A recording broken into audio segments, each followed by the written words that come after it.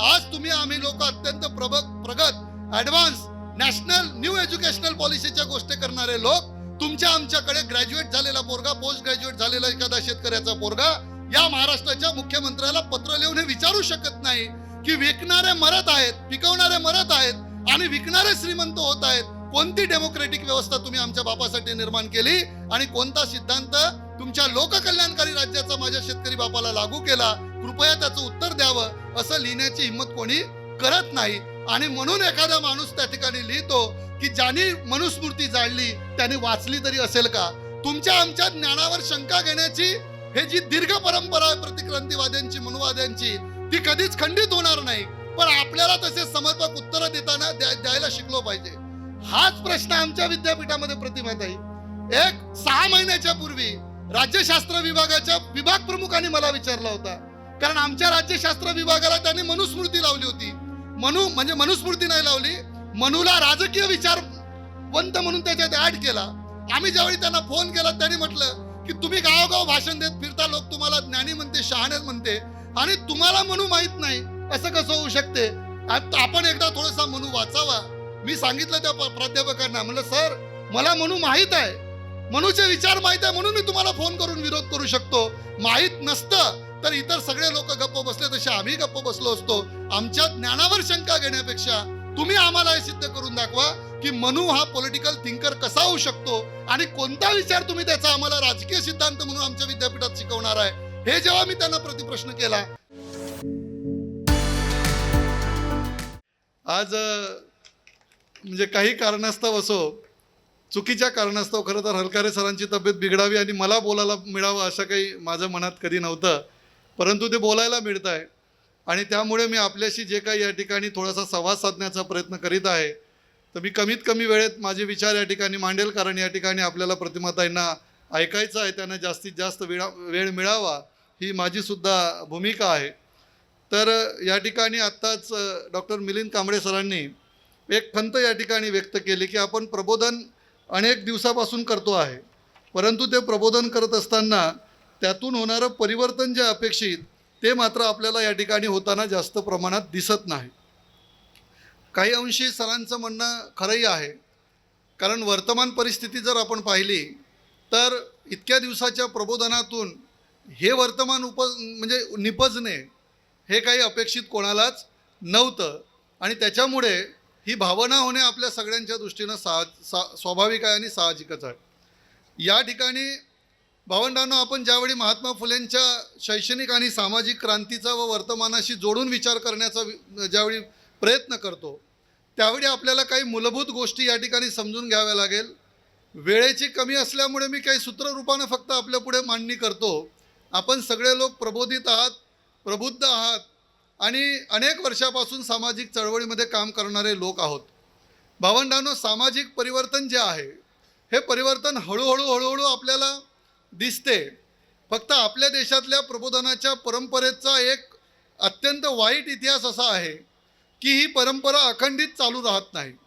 मध्ये काही ना काहीतरी कारणास्तव क्रांतीच्या नंतर प्रतिक्रांती होत राहते.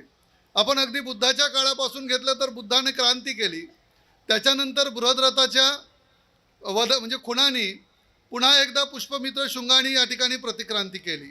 त्याच्यानंतर पुन्हा ते बंद पडलेलं सगळं जे काम आहे नंतरच्या कालखंडामध्ये या देशात वारकरी संप्रदायाने किंवा त्याच्याही पूर्वी चक्रधरानं असेल, या सगळ्या लोकांनी सुरू केलं.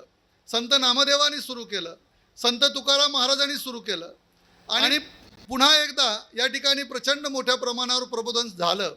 याच प्रबोधनातून छत्रपती शिवाजी महाराजांचं स्वराज्य उभं राहिलं. ज्या स्वराज्याकडून लोकांनी अनेक अपेक्षा केल्या त्या पद्धतीनं या ठिकाणी लोकांना न्याय मिळाला. त्या काळात देखील त्यांनी लोकशाही पद्धतीनं राज्य करून दाखवलं आणि लोकांचा एक क्रांतीच्या दिशेनं जाण्याचा एक मार्ग सक्षम केला. परंतु पुढे आपण पाहतो की ताराराणीच्या नंतर पुन्हा एकदा पेशवाई आली, पुन्हा एकदा प्रतिक्रांती झाली आणि प्रतिक्रांतीनं पुन्हा काही काळ या ठिकाणी आपलं राज्य आणि साम्राज्य पसरवलं. पुन्हा आपण पाहतो की या प्रतिक्रांतीला गाडून टाकण्याचं काम महात्मा फुल्यांनी केलं. महात्मा फुल्यांच्या नंतर आणखी काही काळ प्रतिक्रांती या ठिकाणी झाली. पुन्हा शाहू महाराजांनी त्यांच्या पद्धतीनं प्रयत्न केले, सयाजीरावांनी केले, बाबासाहेबांनी महात्मा फुल्यांना गुरु मानून पुन्हा काम सुरू केलं. पुढे पंजाबराव देशमुख असेल, गाडगे महाराज असेल, राष्ट्रसंत तुकडोजी महाराज असेल, अशा अनेक लोकांनी वर्तमानात देखील अनेक आम्ही सगळे लोक प्रबोधनाचं काही ना काही काम करतो आहे. हे जे सातत्य प्रबोधनातलं मध्ये मध्ये खंडित पडते, त्यावेळी प्रतिक्रांतीवादी विचार जो आहे तो विचार मोठ्या प्रमाणावर पेरण्याचं काम ते लोक करत असतात. कारण आपण सगळे क्रांती करणारे लोक, आपण क्रांतीची भाषा बोलणारे लोक, आपण सामाजिक, सांस्कृतिक, शैक्षणिक क्रांतीबद्दल नेहमी सजग राहतो. परंतु या क्रांतीला खऱ्या अर्थानं लोकांमध्ये पर्क्युलेट करण्याची ताकद ज्या क्रांतीमध्ये आहे, त्या राजकीय क्रांतीबद्दल मात्र आपण सामाजिक क्रांतीचे लोक अनेक वेळा अनभिज्ञ राहतो. आणि त्याच्यामुळे प्रतिक्रांतीवादी मात्र सत्तेच्या सोबत सातत्यानं राहतात, सत्ता सोबत घेऊन जगतात. त्यांच्या विचाराची असली तर ते आता वर्तमानासारखा नंगानाच करतात, आणि त्यांच्या विचाराची नसली तर छुपा पद्धतीनं त्यांचा अजेंडा ते पेरत राहतात. म्हणून भावंडांनो, ही जी काही क्रांतीची वाटचाल आहे, ही वाटचाल आपल्याला समजून घेतली तर लक्षात येते की आम्ही जी काही क्रांती निर्माण करतो, या क्रांतीतून जे काही लाभार्थी निर्माण होतात, हे लाभार्थी खऱ्या अर्थानं क्रांतीच्या विचाराच्या सोबत प्रामाणिक राहत नाही. आणि म्हणून भटजी, लाटजी, शेठजी आणि त्याच्यासोबत आपल्यातले असलेले बाटजी हे अशा प्रतिक्रांतीला कारणीभूत ठरतात. त्याच्यामुळे लेट्स आयडेंटिफाय दॅट लाटजी आणि जे बाटजी आहेत हे लोक आपल्याला शोधावे लागतील, आणि त्याच्यावर आपल्याला काम करावं लागेल. हे सूत्र महात्मा फुल्यांच्या एकूणच त्यांच्या सत्यशोधनाच्या चळवळीतून प्रेरणा घेऊन आपल्याला देखील एक सत्यशोधनाचं काम म्हणून आपल्याला या ठिकाणी करावं लागेल असं मला वाटते. असं जर आपण करू शकलो तर आपण आपल्या क्रांतीचा दीप हा सतत प्रज्वलित ठेवू शकतो. महात्मा फुल्यांनी 4 क्षेत्रामध्ये प्रचंड मोठी क्रांती केलेली आहे. सगळ्यात महत्त्वाची जी क्रांती आहे ती आहे सामाजिक क्षेत्रामध्ये त्यांनी केलेली क्रांती. जाती व्यवस्था त्यांनी नाकारली. धर्मग्रंथ स्वतः वाचले असल्यामुळे वर्णव्यवस्थेला थारा देण्याचं काही कामच नव्हतं, आणि सोबतच जातीयतेच्या उतरंडीतून येणारे जे काही भेदभाव होते ते भेदभाव महात्मा ज्योतिराव फुल्यांनी कृतीतून नाकारले. मग स्वतःच्या घरचा हौद खुला करण्याचा प्रश्न असेल, किंवा आपल्या घरामध्ये अगदी म्हणजे अत्यंत वाईट चुकीच्या पद्धतीनं दिवस गेलेल्या एका ब्राह्मण स्त्रीला आपल्या घरी आणून तिचं बाळंतपण करण्यापर्यंतच्या अनेक गोष्टी ज्या होत्या त्या अनेक गोष्टी महात्मा ज्योतिराव फुल्यांनी केल्या. ही जी सामाजिक क्रांती महात्मा ज्योतिराव फुल्यांनी केली, ती सामाजिक क्रांती पुढे नेण्यासाठी एक जी काही जबाबदारी आपल्यावर होती, ती आपल्यावर जबाबदारी आपण पूर्ण कदाचित करू शकलो नसेल. आणि म्हणून वर्तमान काळामध्ये आज त्या पद्धतीची जरी सामाजिक विद्वेष किंवा त्या पद्धतीची अस्पृश्यता जरी आज नसली तरी एक नवीन अस्पृश्यता आपण लोकांनी निर्माण केलेली आहे. ती आता जातीच्या आधारावर नाही आहे, तर जाती अंतर्गत वर्गाची अस्पृश्यता निर्माण झालेली आहे. आणि ही वर्गाची अस्पृश्यता पुन्हा एकदा प्रबोधनानेच संपू शकते.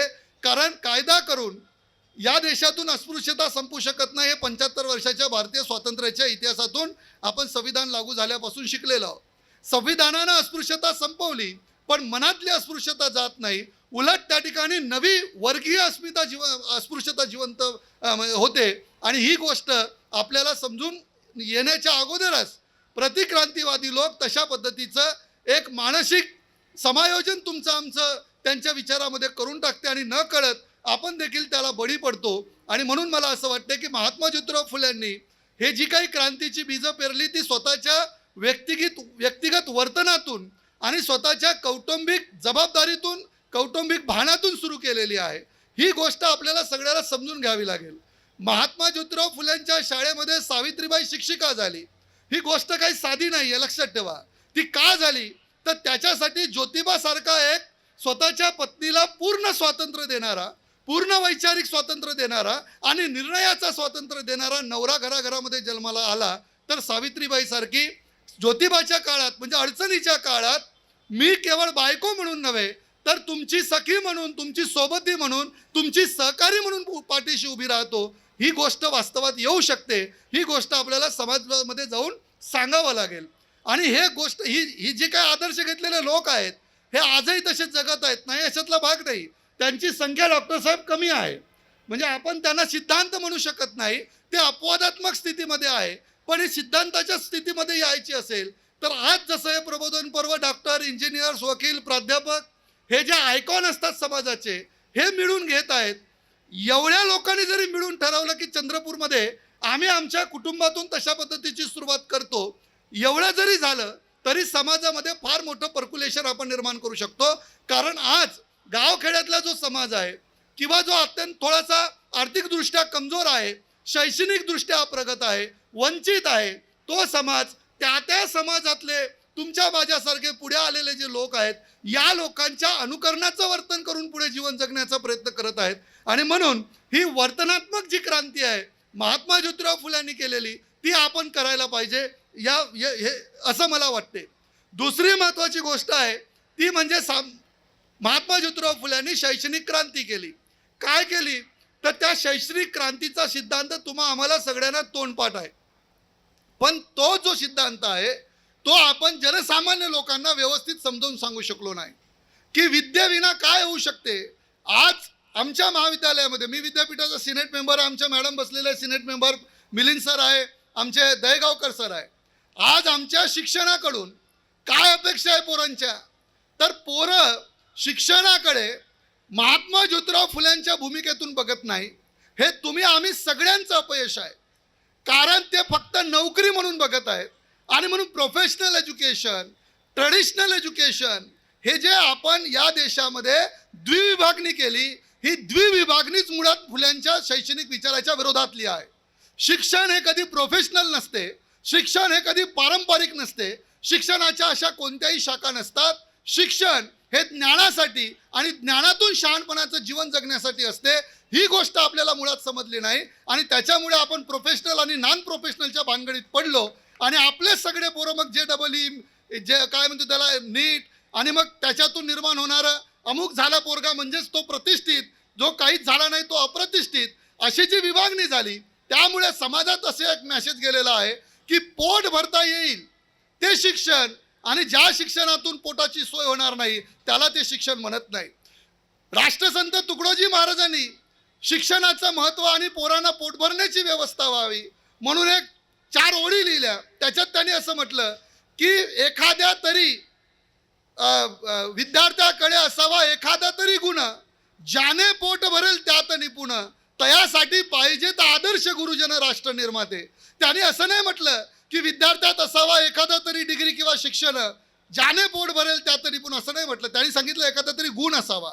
मग तो बोलण्याचा असेल, तो चित्रकलेचा असेल, तो लिखाणाचा असेल, तो बोलणं, म्हणजे अनेक प्रकारचे जे काय ॲबिलिटीज आहे, ह्या डिफरंट ॲबिलिटीज एज्युकेशन सिस्टीमनं डेव्हलप कराव्या आणि त्या ॲबिलिटीजच्या भरोशावर त्या विद्यार्थ्यांनी स्वतःचं जे काही पोट भरण्याची व्यवस्था आहे ते करावी. पण जे ज्ञान मिळेल त्याने मात्र माणूस म्हणून जगण्याचं शहाणपण त्याच्याकडे यावं, ही शिक्षणाची अपेक्षा होती. ही शिक्षणाची अपेक्षा फोल पडली. आणि म्हणून सावित्रीबाईंच्या शाळेतली, ज्योतिबांच्या शाळेतली 6व्या-7व्या वर्गामध्ये शिकणारी मुक्ता साळवे तत्कालीन धर्मव्यवस्थेला प्रश्न विचारू शकते आणि हे म्हणू शकते की जर या मंदिरांमध्ये प्रवेश आम्हाला नसेल तर मंदिरातल्या देवाचा धर्म, तुमचा धर्म आणि माझा धर्म हा एक नाही, आमचा कोणता धर्म आहे तो आम्हाला कळवा, जेणेकरून आम्हाला तसं जगता येईल. किंवा राणी व्हिक्टोरियाला पत्र लिहून सांगू शकते की आम्हाला तुमचे चॉकलेट नको आहे, आम्हाला पुस्तकं द्या, आम्हाला ग्रंथालय द्या. ही मागणी करणारी मुलं त्या काळातल्या शिक्षण व्यवस्थेमध्ये वयाच्या 13व्या-14व्या वर्षी तयार झाली.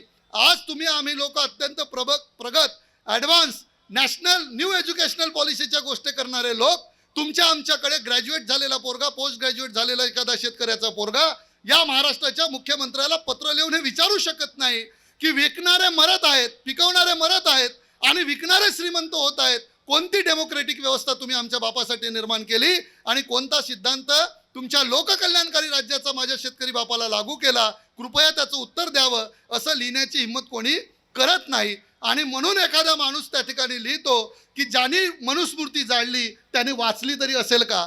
आमच्या ज्ञानावर शंका घेण्याची हे जी दीर्घ परंपरा आहे प्रतिक्रांतीवाद्यांची, मनुवाद्यांची, ती कधीच खंडित होणार नाही.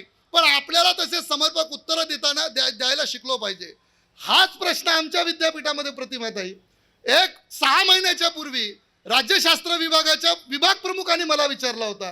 कारण आमच्या राज्यशास्त्र विभागाला त्यांनी मनुस्मृती लावली होती. म्हणजे मनुस्मृती नाही लावली, मनूला राजकीय विचारवंत म्हणून त्याच्यात ॲड केला. आम्ही ज्यावेळी त्यांना फोन केला त्यांनी म्हटलं की तुम्ही गावोगाव भाषण देत फिरता, लोक तुम्हाला ज्ञानी म्हणते, शहाणे म्हणते, आणि तुम्हाला मनू माहीत नाही, असं कसं होऊ शकते. आपण एकदा थोडासा मनू वाचावा.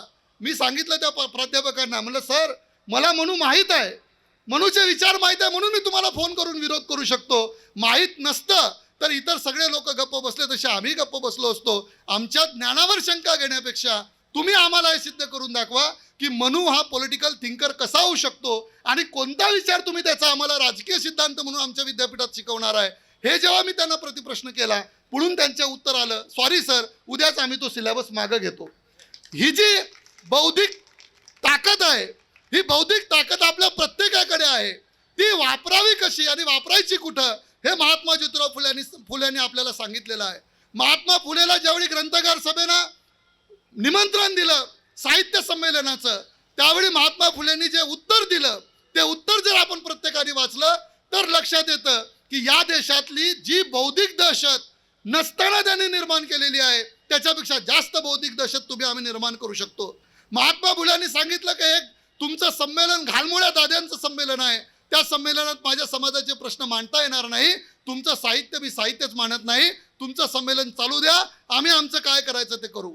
महात्मा फुलेंच्या व्याकरणावर ज्यावेळी प्रश्नचिन्ह निर्माण केलं इथल्या व्याकरणशास्त्राच्या काय स्वतःला शिवाजी वगैरे म्हणणाऱ्या माणसाने, त्यावेळी महात्मा फुलेंनी सांगितलं की तुम्ही माझ्या भाषेचं व्याकरण ठरवू शकत नाही, हे तुमची कमजोरी आहे, तुमच्या व्याकरणानुसार लिहिण्यासाठी माझा जन्म झालेला नाही. तुमची ताकद असेल तर तुम्ही ठरवा ना आमचं व्याकरण, लिहा आमचं व्याकरण, आमच्या भाषेचं व्याकरण करून दाखवा. पुढे कॉम्रेड शरद पाटलांनी नवी जे आपल्याला सांगितलं की आपल्या सौंदर्यशास्त्र बहुजनांचं आपल्याला आपलं तयार करावं लागेल. त्यांच्या नटी आणि नाटकांच्या माध्यमातून आपलं सौंदर्यशास्त्र निर्माण होऊ शकत नाही, कारण त्या ऐत खाऊ फुकट खाऊंची संस्कृती मानणारे लोक आहे आणि आपण श्रमशास्त्रावर देखील केले, जिथून असे क्रांतिकारी विचाराचे लोक तयार होतील.